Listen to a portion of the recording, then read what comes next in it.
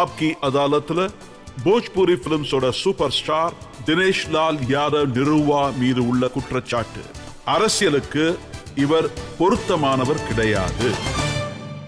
நீங்க அரசியலுக்கு முதல்ல போகும்போது அமிதாப் பச்சன் உங்ககிட்ட சொல்லியிருக்காரு, ஏன்னா அவர் அரசியல்ல அனுபவிச்சிருக்காரு, உங்களை இந்த வழியை தேர்ந்தெடுக்க வேணாம்னு சொல்லியிருக்காரு. அவர் சொன்னது நீங்க கேட்கலையே? நீங்க சொன்னது சரிதான் சார். ஆனா எனக்கு என்ன தோணுதுன்னா, சார் எனக்கு சொன்னப்போ அவர் இந்த விஷயத்தை யோசிச்சு தான் சொல்லியிருப்பாரு. ஒரு செலிபிரிட்டினா அவருக்கு ரொம்ப அதிகமா ஓய்வு கிடைக்கும், அவர் ரொம்ப சொகுசா இருப்பாரு.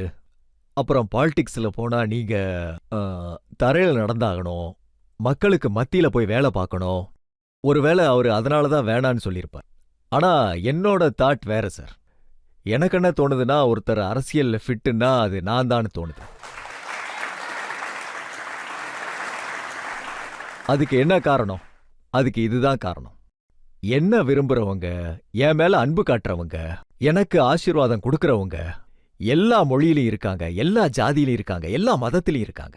சோ எல்லாரும் விரும்பக்கூடிய ஒரு பொலிட்டீஷியன் தான் தேவை. அப்புறம் எனக்கு என்ன தோணுதுன்னா, நான் இதனால தான் மோடிஜிக்கு சப்போர்ட் பண்றேன்னு தோணுது. அவர் இதெல்லாம் பார்க்க மாட்டாரு.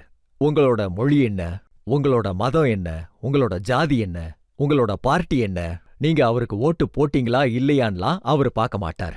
அவர் இதை பார்ப்பாரு. ஒருவேளை நீங்க பயனாளியா இருந்தா பயன் கிடைக்கும், ஒருவேளை உங்களுக்கு வீடு வேணும்னா வீடு கிடைக்கும், ஒருவேளை உங்களுக்கு ரேஷன் வேணும்னா கிடைக்கும், ஆயுஷ்மான் கார்டு வேணும்னா கிடைக்கும். ஏன்னா நீங்க இந்திய குடிமக்கள். அப்புறம் அவர் இந்தியாவுக்காக எது செஞ்சாலும் எல்லாருக்காகவும் கிடைக்கும், உங்களுக்கும் லாபம் கிடைக்கும் சார். அதனால தான் நான் பாலிடிக்ஸ்ல இருக்கேன் சார். மோடிஜி கூட நீங்க இப்பதான் சேர்ந்திருக்கீங்க, அவருடைய அட்மைரர் ஆயிருக்கீங்க. ஒரு நேரத்துல பாகிஸ்தான் இந்தியா மேல தாக்குதல் நடத்தினப்போ அதை பார்த்து நான் ரொம்ப அதிர்ச்சி அடைஞ்சேன். அப்ப நான் ஒரு பாட்டு பாடினேன். कि अब ना छोड़िया पाकिस्तान के सबक सिखादा मोदी जी,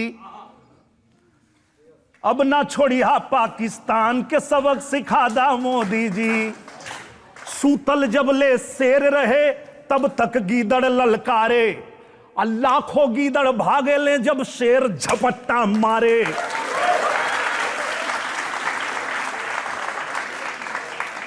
तो पाकिस्तान के अब वो करे औकात बता दा मोदी जी. அதுக்கப்புறம் சர்ஜிக்கல் ஸ்ட்ரைக் நடந்துச்சு.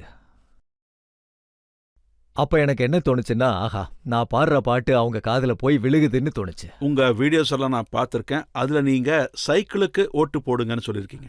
யாராவது ஒரு நல்ல காரியம் பண்ணாங்கன்னா அவங்கள பாராட்டியே ஆகணும், அப்புறம் அவங்கள சப்போர்ட் பண்ணி ஆகணும். எப்போ முலாயம் சிங் யாதவ் அவர்கள் பாதுகாப்பு அமைச்சரா இருந்தாரோ அந்த நேரத்துல அவர் ஒரு ரூல் போட்டாரு. வெறும் தொப்பியும் பெல்ட் மட்டுமே வீர மரணம் அடைஞ்சவங்க வீட்டுக்கு போகாது, அவங்களோட உடல் கூட போய் சேரும், கூடவே பணம் கூட கொடுக்கப்படும்னு. அப்ப நான் அவரோட ஃபேன் ஆயிட்டேன். எனக்கு என்ன தோணுச்சுன்னா, ஆஹா, அவர் எவ்வளவு நல்ல காரியம் பண்ணியிருக்காருன்னு தோணுச்சு. நான் அவருக்கு பெரிய ஃபேன் ஆயிட்டேன்.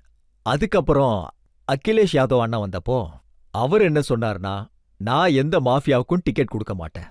அப்ப நான் அவருக்கு பிரச்சாரம் பண்ணேன். அவ்வளவுதான், இதுதான் வேணும், இந்த மாதிரி தான் ஒரு லீடர் வேணும். அவர் எந்த ஒரு மாஃபியாவுக்கும் டிக்கெட் கொடுக்க மாட்டேன்னு சொல்லிட்டாரு. ஆனா தோத்ததுக்கு அப்புறம் அவர் மாஃபியாஸ் கூடவே போய் சேர்ந்துட்டாரு. அப்பதான் எனக்கு தோணுச்சு, இப்போ புல்டோசர் பாபா வந்தே ஆகணும்னு.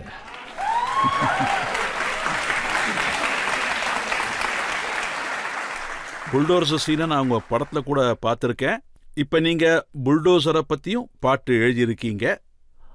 ஆமா, நான் சொன்னேன்ல, அந்த டைம்ல நான் அகிலேஷ் யாதவுக்கு ஃபேன் ஆனேன். அவரு மாஃபியாவுக்கு டிக்கெட் கொடுக்க மாட்டேன்னு சொன்னப்போ. ஆனா எப்ப அவரு மாஃபியா மக்களுக்கு தன்னோட சப்போர்ட்டை கொடுக்க ஆரம்பிச்சாரோ, எல்லாரையும் என்கரேஜ் பண்ணும் போது புல்டோசர் பாபாவை கூப்பிட்டே ஆகணும், நான் பாட்டு பாடியே ஆகணும். அப்புறம் நான் பாட்டும் பாடினேன். घुस जाला बिलिया में सांप बिच्छू गोजर, चलेला जब चाप के बाबा का बुलडोजर, चलेला जब चाप के.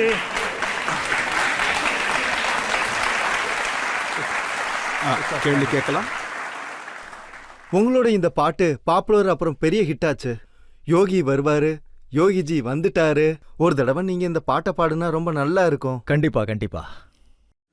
चाहे जितना जोर लगा लो, चाहे जितना शोर मचा लो जीतेगी बीजेपी ही आएंगे फिर योगी ही आएंगे फिर योगी மக்கள் உங்களை விரும்புறது ஒரு ஃபிலிம் ஸ்டாரா, ஒரு போஜ்பூரி ஸ்டாரா, ஒரு சிங்கரா? நீங்க அந்த வேலையை விட்டுட்டு உங்க நேரத்தை அரசியல்ல செலவழிக்கிறீங்க. இல்ல இல்ல இல்ல இல்ல, நான் அப்படி செய்யவே மாட்டேன். நான் எப்படி செய்வேன்னு உங்க எல்லாருக்கும் சொல்றேன் இப்போ. நான் ஆதம்காட்ல ஷூட்டிங் பண்றேன். அப்புறம் ஷூட்டிங் நேரத்துல எங்க ஷூட்டிங் நடக்குதோ அங்கேயே கம்ப்யூட்டர் வைப்பாங்க, அங்கேயே ஆஃபீஸும் போடுவாங்க.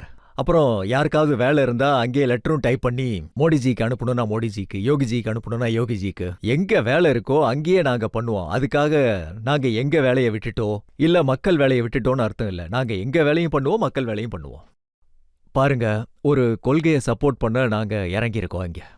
அப்போ எங்களுக்கு இப்படி தோணுச்சுன்னா, कि सपने नहीं सच में हकीकत बुनते हैं इसीलिए तो सब मोदी को चुनते हैं. இப்போ எல்லா இந்தியர்களோட கனவு நம்ம நாடு வல்லரசு ஆகணும்னு இருந்தா, அப்போ இந்த கனவை நிறைவேற்றுறதுக்கு மோடிஜி அவர்கள் ராத்திரி பகல் பார்க்காம உழைச்சுக்கிட்டு இருக்காரு. அப்போ நம்மளோட நேரத்தையே ஒதுக்கி அவருக்கு சப்போர்ட் பண்ணி நாம ஜெயிக்க வைக்கணும். வந்திருக்குள்ள ஒருத்தர் கேள்வி கேட்க விரும்புறாங்க.